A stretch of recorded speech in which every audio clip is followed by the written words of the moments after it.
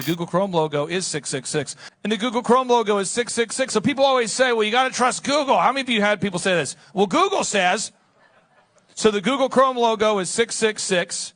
Now, the day one that Biden got in office, he asked for $6.5 billion to start a new department, a new agency of the United States government. And that agency, type in HR 6666, there's 4 sixes, is to do surveillance under the skin and to be able to arrest you for pre-crime. What's up, everybody? Major Retired Richard Ojeda here, and this moron conspiracy theorist, Clay Clark, is just like all the rest of them, with the possible exception he takes it even a step further by parading around the country in a stupid bus, begging for money off witless sap donors so that he can actually get paid to be an absolute moron in front of live audiences. The word corona equals 666. So if you go to Google real quick, if you pull it up on the screen real quick and just pull up Google and you search for the Google Chrome logo, the Google Chrome logo remember, Yuval Noah Harari is now the prophet of Silicon Valley. Under his leadership, they changed the logo to be 666. The Google Chrome logo is 666. The day one that Biden got in office, he asked for $6.5 billion to start a new department, a new agency of the United States government. And that agency, type in HR 6666, there's 4 sixes, is to do surveillance under the skin and to be able to arrest you for pre-crime.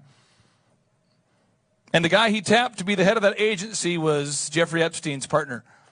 So you just type in HR 6666, HR and then 4 sixes, and then click on it. There he is. And click on that legislation right there, top, click on that first link. Boom. All right. So look at that, HR 6666. In this video, he just obsessed with his idea that the Google Chrome logo is 666, probably because it's about the only original concept he can come up with, so he's got to revisit that well until it's bone dry. Like all moron conspiracy theorists, it's an unending chain of linking completely unrelated events together to paint a narrative that aligns with his own creepy ideology, or a narrative that keeps his donors happy, and in this case, it's both. Vaccination, ID, AI. That's what it is. Google Chrome logo is 666. That's what it is.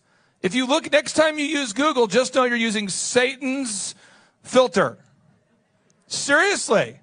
It's very important to know that. Also, Google Chrome, okay, it's called the Chrome is the name of the logo. Chrome is the name of the search engine.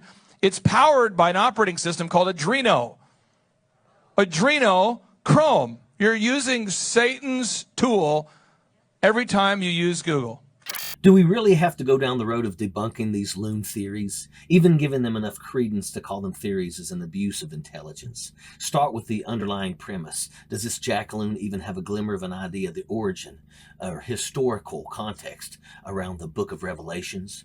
If any of these MAGA imbeciles or Bible thumpers actually cracked open the cover of that thing and legitimately tried to understand it, they would know that it takes about 5 minutes to understand the whole 666 metaphor was a very specific reference that is now 2,000 years old. But that's not the point, is it? The Bible isn't something to be understood. It's a magical little storybook that blows rainbows up your butt, making every idiotic thing you say divine. And so throughout history, Bible buttheads have twisted the meaning of every line to apply to their own pathetic lives. They throw the Bible open and slam their finger down on whatever page God ordains to open it, that choice moment, and read off a sentence, and by golly, the Lord wrote that line just for them, solely for the purpose of that moment. And thus, we have all kinds of secret prophecies, such that if you read the Bible the correct way, you can realize that Donald Trump is a prophet of God, spelled P-R-O-F-I-T, by the way.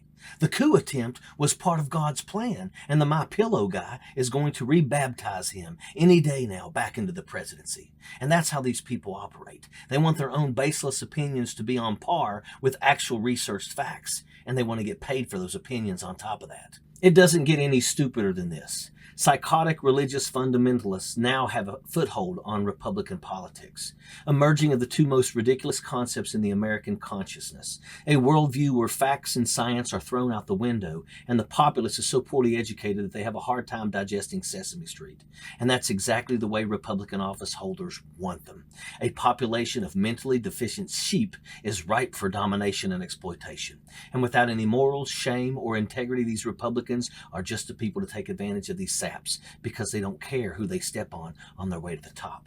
Hell, Ted Cruz threw his wife under the bus to save face with Donald Trump. Let that sink in. Sappers clear the way, airborne all the way.